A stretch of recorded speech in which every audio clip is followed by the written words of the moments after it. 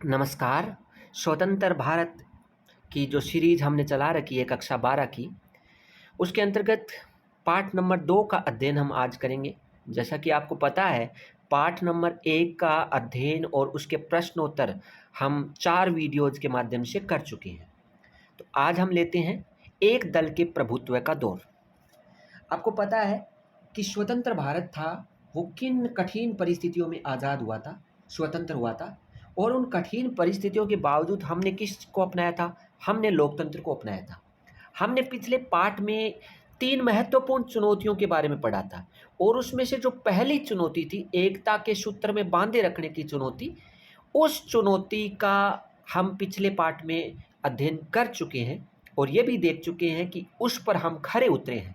यानी 1947 के विभाजन के बाद और कोई बंटवारा हमने देश का नहीं होने दिया है और 1947 के बाद के इन सालों में हमने हमारी एकता को बनाए रखा है, चाहे कितनी ही विविधताएं हों।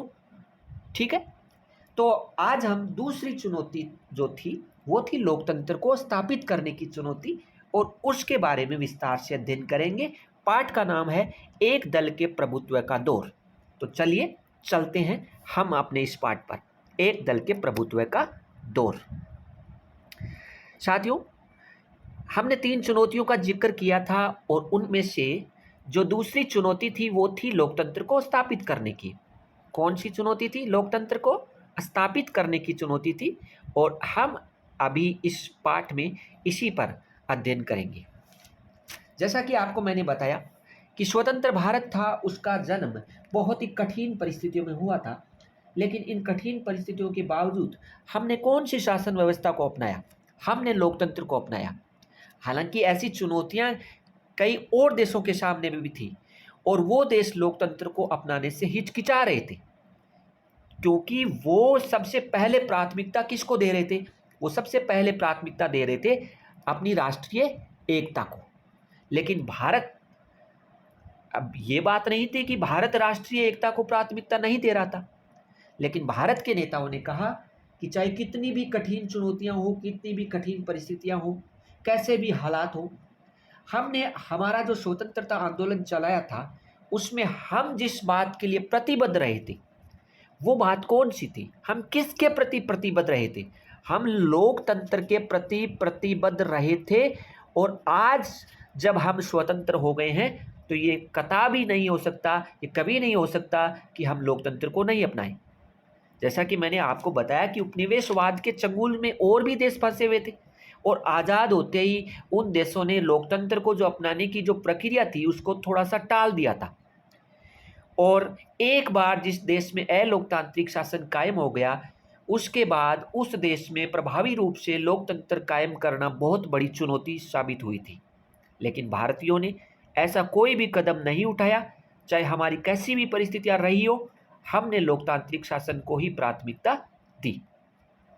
एक कोट है डॉक्टर अंबेडकर का, डॉक्टर अंबेडकर का, देखिए, हिंदुस्तान की राजनीति में नायक पूजा जितनी बड़ी भूमिका अदा करती है, उसकी तुलना दुनिया के किसी भी देश की राजनीति में मौजूद नायक पूजा के भाव से नहीं की जा सकती। यानी और देशों से हमारी तुलना नहीं की जा सकती। लेकिन इतना भीमराव अंबेडकर ने कह दिया था कि नायक पूजा का भाव सीधे क्या ले जाता है? पतन की ओर ले जाता है। और ये रास्ता किस ओर जाता है? तानाशाही की तरफ जाता है। डॉक्टर भीमराव अंबेडकर ने 25 नवंबर 1949 को संविधान सभा में जो भाषण दिया था, उस भाषण में ये बात कही थी। ठीक है? तो अब हम मुद्दे पर वापस आते हैं। बात क्या चल रही थी? बात चल रही थी भारत ने कठिन परिस्थितियों के बावजूद क्या अपनाया था? भारत ने कठिन परिस्थितियों के बावजूद लोकतंत्र को अपनाया था। क्या अपनाया था? लोकतंत्र को। हालांकि बहुत सारे देश थे, वो इस चुनौतियों से घबरा गए थे और उन्होंने लोकतंत्र का फैसला टाल दिया था। लेकिन भारतीय नेताओं का मानना था कि चूंकि हमने आज़ादी का आंदोलन चलाया, स्वतंत्रता का आंदोलन चलाया, उसमें लोकतंत्र हमारी सबसे बड़ी प्राथमिकता था, तो आज चाहे जितने खराब हालात हों, हमें लोकतंत्र अपनाना चाहिए। तो कठिन परिस्थितियों के बावजूद लोकतंत्र को अपनाने का फैसला कई देशों ने टाल दिया था, लेकिन भारत ने इस फैसले को अपनाया। लोकतंत्र अपनाने से मतभेद और संघर्ष बढ़ेंगे, ऐसा उन देशों का मानना था और राष्ट्रीय एकता के लिए खतरा भी पैदा होगा। लेकिन भारत में भी परिस्थितियां तो बहुत ज़्यादा अलग नहीं थी, लेकिन हमारे नेताओं ने लोकतंत्र को चुना। क्यों चुना? क्योंकि स्वतंत्रता संग्राम की गहरी प्रतिबद्धता किससे जुड़ी हुई थी? लोकतंत्र से जुड़ी हुई थी। इसके अलावा हमारे नेता लोकतंत्र में होने वाली राजनीति को लेकर भी सचेत थे कि भाई लोकतंत्र होगा तो उसमें राजनीति होगी, वो तो एक पार्ट होगा लोकतंत्र का। लेकिन भारत के राजनेता थे, वो राजनीति को समस्या के रूप में नहीं देखते थे, बल्कि राजनीति को किस रूप में देखते थे? समाधान के रूप में। बहुत बड़ी बात है। भारतीय नेता राजनीति को समस्या के रूप में नहीं देखते थे, बल्कि किस रूप में देखते थे? समाधान के रूप में। और इसीलिए भारतीय नेताओं ने क्या फैसला लिया? लोकतंत्र को अपनाने का फैसला लिया। जैसा कि हर समाज में होता है कि कोई फैसला लेना होता है कि उसका शासन कैसे चलाया जाए, किन नियमों के तहत चलाया जाए, उनके पास क्या क्या विकल्प मौजूद हैं जिनको वो चुन सकते हैं, कैसे उनके समाज में मौजूद जो विभिन्न समूह हैं वो अलग अलग विचारधाराओं और उनमें जो मौजूद टकराव हैं उनसे कैसे निपटा जाए। तो भारतीयों को इसका एक ही जवाब मिला, और वो क्या था? लोकतंत्र। यानी सारे प्रतिरोधों से, सारे टकरावों से, अलग अलग विचारधाराओं से, अलग अलग तरीके के, मतलब जो भी भारत में विविधताएं मौजूद थी, समूह मौजूद थे, उन सब से एकमात्र जो समाधान जो हमें मिल सकता है वो लोकतांत्रिक शासन व्यवस्था में मिल सकता है। और इसलिए भारतीयों ने क्या अपनाया? लोकतंत्र को अपनाया। ठीक है, भारतीयों ने लोकतंत्र को अपनाया। अब भाई अपने आपने कक्षा 11 में क्या पढ़ा था कि संविधान कैसे बना? आपको पता है कि संविधान बनाने के लिए एक संविधान सभा का चुनाव हुआ था। उस संविधान सभा ने बाद में 2 वर्ष 11 माह 18 दिन लगा करके संविधान का निर्माण किया था। और उस संविधान को हमने अंगीकृत, यानी हमने अपनाया कब था? हमने अपनाया था 26 नवंबर 1949 को। अब उस संविधान पर हस्ताक्षर कब हुए थे? 24 जनवरी 1950 को हो गए। और वो संविधान पूर्ण रूप से लागू कब हो गया था? 26 जनवरी 1950 को हो गया था। अब लागू हो गया था, लेकिन आपको भी पता है कि उस समय कौन सी शासन व्यवस्था चल रही थी? भाई अंग्रेजों का राज था। और अंग्रेज कुछ समय पहले भारत को संविधान सभा बनाने के लिए कह चुके थे, अनुमति दे दी थी। और कैबिनेट मिशन की अनुशंसा पर हमने संविधान सभा को बना करके संविधान निर्माण का कार्य शुरू कर दिया था। लेकिन आपको पता होना चाहिए कि 13 नवंबर 1947 की बात है। ये संविधान सभा एक और रूप में काम कर रही थी, और वो रूप कौन सा था? अंतरिम सरकार। यानी हमारी संविधान सभा थी वो अंतरिम सरकार के रूप में भी कार्य कर रही थी। लेकिन अब चूंकि हमने नियम कायदे तय कर लिए थे, तो वक्त का तकाजा ये कहता था कि देश का शासन कौन से प्रकार की शासन प्रणाली से चलाया जाना चाहिए? लोकतांत्रिक शासन प्रणाली से चलाया जाना चाहिए। और लोकतांत्रिक शासन प्रणाली से चलाया जाना चाहिए तो हमें क्या करना चाहिए? हमें चुनाव करने चाहिए। भाई लोकतांत्रिक शासन प्रणाली से करवाना है तो क्या करने चाहिए? चुनाव करना चाहिए। और इसीलिए हमने क्या किया? इसीलिए हमने जनवरी 1950 में, कब? जनवरी 1950 में चुनाव आयोग बना दिया। क्या बना दिया? चुनाव आयोग। और चुनाव आयोग को बनाने के बाद सुकुमार सेन को मुख्य चुनाव आयुक्त नियुक्त कर दिया। जनवरी 1950 में चुनाव आयोग बनाने के बाद में क्या काम किया भाई? सुकुमार सेन को मुख्य चुनाव आयुक्त नियुक्त कर दिया। तो अब हम ये सोचने लगे, उम्मीद करने लगे कि पहला आम चुनाव 1950 में ही किसी वक्त हो सकता है। लेकिन क्या ये इतना आसान था? भाई चुनाव करवाने के लिए बहुत सारी चीज़ों की ज़रूरत थी। निष्पक्ष चुनाव, स्वतंत्र चुनाव करवाना कोई आसान काम नहीं था। चुनाव कराने के लिए चुनाव क्षेत्रों का सीमांकन जरूरी था। क्या जरूरी था? चुनाव क्षेत्रों का सीमांकन, कि कौन सा चुनाव क्षेत्र होगा, उस चुनाव क्षेत्र में कौन उम्मीदवार होंगे, कौन मतदाता होंगे। तो मतदाता सूची, भाई चुनाव क्षेत्रों का सीमांकन कर दे, उसके बाद में क्या करना था? मतदाता सूची का संकलन करना था। तो जो वयस्क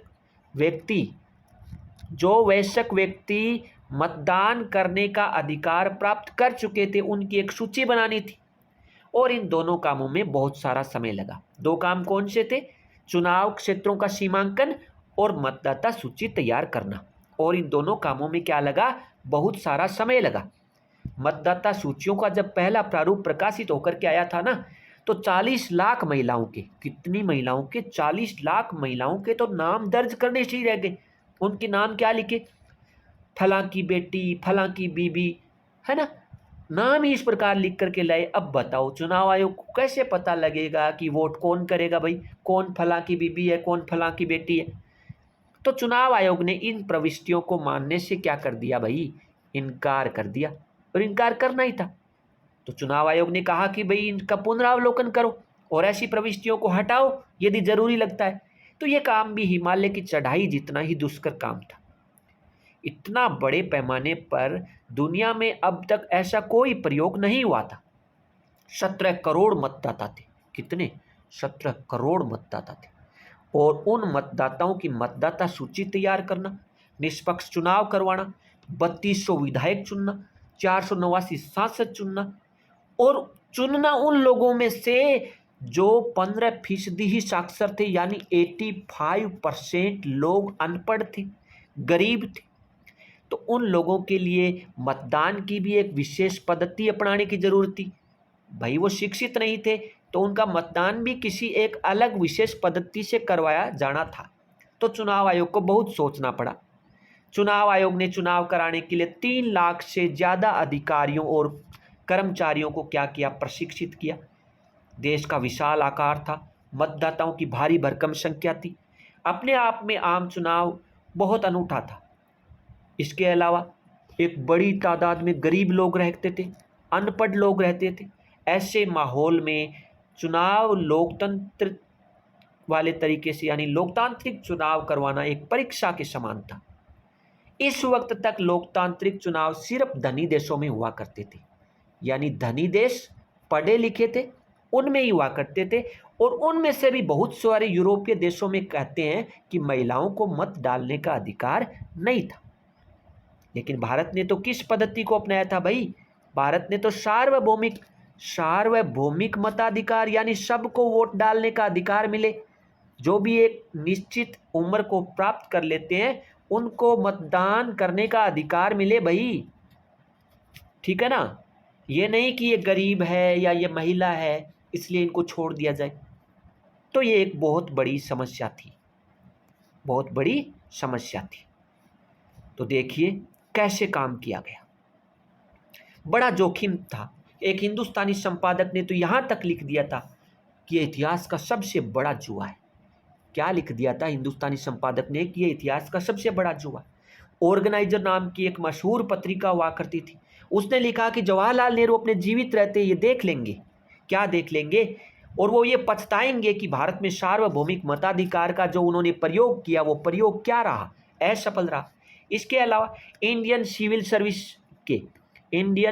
सर्विस के एक अंग्रेज नुमाइंदे ने दावा किया कि आने वाला वक्त अब से कहीं ज़्यादा जानकार दौर बड़े विस्मय से लाखों अनपढ़ लोगों के मतदान की ये बेहूदी नौटंकी देखेगा।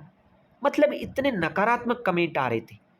इसी दरमियान चुनाव को 2 बार स्थगित भी करना पड़ा और आखिरकार 1951 के अक्टूबर में चुनाव शुरू हुए और ये चुनाव 1952 के फरवरी तक चले। क्योंकि ज़्यादातर हिस्सों में चुनाव 1900 फरवरी में हुए थे, इसलिए ये माना गया इन आम चुनावों को 1952 के आम चुनावों के नाम से जाना जाता है। कौन से आम चुनावों के नाम से जाना जाता है? 1952 के आम चुनाव।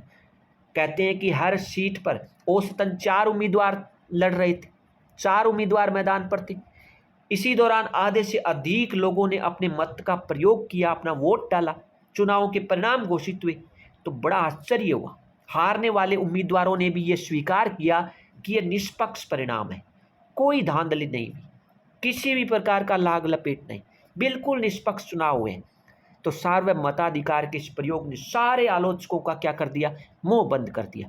टाइम्स ऑफ इंडिया ने तो ये माना कि चुनाव ने सभी आलोचकों के संदेहों पर पानी फेर दिया है, जो सार्वभौमिक मताधिकार की शुरुआत को देश के लिए जोखिम का सौदा मान रहे थे। सारे पर्यवेक्षक, जो देश के बाहर के पर्यवेक्षक भी थे, वो भी हैरान थे।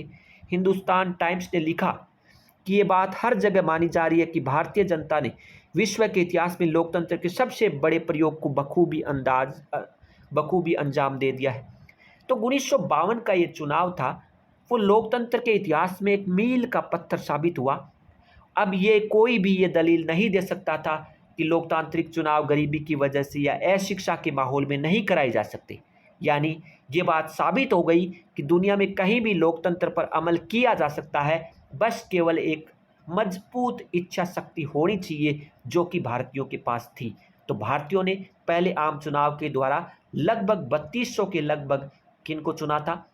3200 के लगभग विधायकों को और 489 सांसदों को चुना था। अब वोट किस तरह से डाले गए थे, इस बारे में हम बात कर लेते हैं। भाई, मतदान के तरीके बदलते रहे हैं। सबसे पहले चुनाव कब हुए थे? 1952 में हुए थे। हालांकि आज के दौर में क्या इस्तेमाल किया जाता है? ईवीएम का इस्तेमाल किया जाता है, यानी इलेक्ट्रॉनिक वोटिंग मशीन का इस्तेमाल किया जाता है। लेकिन उस दौर में तो ये साधन नहीं थे। उस दौर में तो लोग भी अनपढ़ थे, शिक्षित भी नहीं थे। तो किस विशेष पद्धति के द्वारा मतदान किया जाए? तो क्या किया गया? पहले आम चुनाव और दूसरे आम चुनाव में एक अलग तरीका अपनाया गया कि एक मतदान केंद्र में प्रत्येक उम्मीदवार के लिए एक मतपेटी रखी जाए। यानी प्रत्येक मतदान केंद्र पर प्रत्येक उम्मीदवार जो उस सीट से खड़ा हो रहा है, उसके लिए एक मतपेटी रखी जाए। मतपेटी पर क्या किया जाए? उम्मीदवार का चुनाव चिन्ह अंकित होना चाहिए और प्रत्येक मतदाता को एक खाली मतपत्र दिया जाए और वह अपने पसंद के उम्मीदवार को मतपेटी में वो डालेगा। और इस काम के लिए तकरीबन 20 लाख स्टील के बक्सों का इस्तेमाल हुआ। कितने? 20 लाख स्टील के बक्सों का इस्तेमाल हुआ। पंजाब का एक पीठासीन अधिकारी था, उसने मतपेटियों की तैयारी का कुछ ब्यौरा अपने बयान में दिया कि हर एक मतपेटी के भीतर और बाहर संबद्ध उम्मीदवार का चुनाव चिन्ह अंकित करना था। यानी जो उम्मीदवार था उसका चुनाव चिन्ह, मतपेटी के बाहर किसी एक तरफ उम्मीदवार का नाम लिख देते थे। कौन कौन सी भाषाओं में? उर्दू, हिंदी और पंजाबी में लिखना था। इसके साथ साथ चुनाव किस क्षेत्र में हो रहा है, चुनाव केंद्र का नाम और मतदान केंद्र की संख्या भी दर्ज करनी थी। तो ये सारे काम थे वो पीठासीन अधिकारी को चुनाव होने वाले दिन से पहले दिन करने थे। इसके अलावा मतपेटी को पहले कागज या ईंट के टुकड़े से रगड़ना होता था। 5-6 घंटे तक लगातार लोगों को काम करना पड़ा, तब जाकर ये काम पूरा हुआ। और इस काम में वो पीठासीन अधिकारी कहता है कि मेरी 2 बेटियां भी लगी हुई थी और सारा काम मेरे घर पे हो रहा था।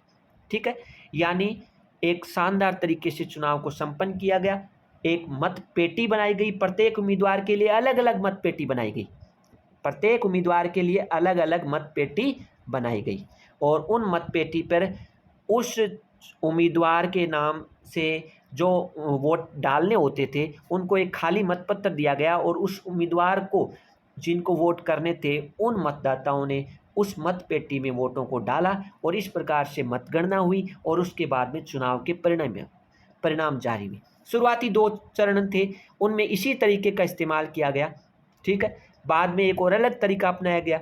बाद में कौन सा तरीका अपनाया गया 1952 और 57 के बाद, कि अब मतपत्र पर हर उम्मीदवार का नाम और चुनाव चिन्ह अंकित किया जाने लगा। पहले तो मतपेटी एक हुआ करती थी, अब मतपेटी अलग अलग उम्मीदवारों के लिए अलग अलग हुआ करती थी। अब मतपेटी एक होगी, लेकिन मतपत्र पर हर उम्मीदवार का नाम और चुनाव चिन्ह अंकित किया जाने लगा और मतदाता को अपने पसंद के उम्मीदवार के नाम के सामने मोहर लगानी होती थी।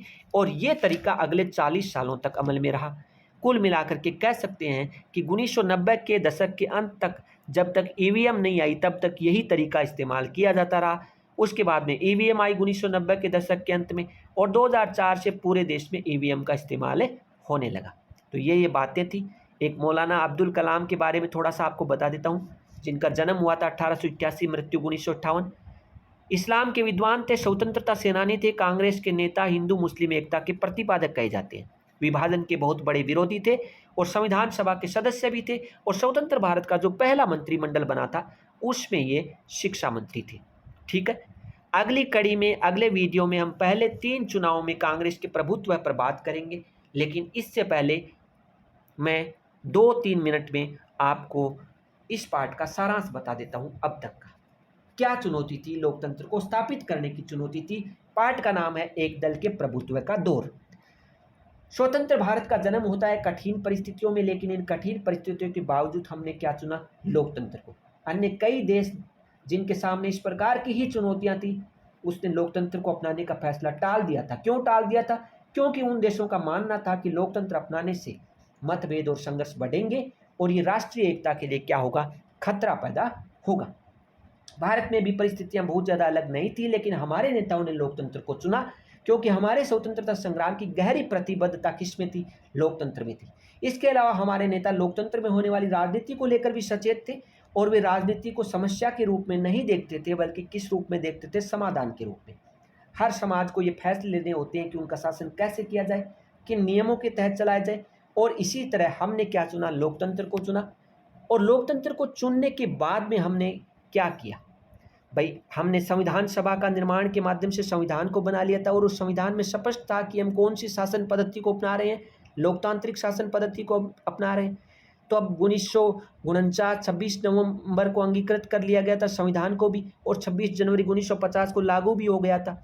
तो अब हमारे सामने एक अलग चुनौती थी कि भाई हमने अपना तो लिया है लोकतंत्र, लेकिन इस लोकतंत्र को ज़मीन पे भी उतारा जाए, व्यवहार में भी लाया जाए। ठीक है, तो हमने क्या किया, एक चुनाव आयोग का गठन किया। कब किया, 1950 जनवरी में, और सुकुमार सेन को पहला चुनाव आयुक्त नियुक्त किया। और उसके बाद में चुनाव आयोग ने अपना काम संभाला। चुनाव आयोग ने अपना काम संभाल के सीमांकन किया, किसका, निर्वाचन करने वाले क्षेत्रों का, है ना, चुनाव क्षेत्रों का सीमांकन किया।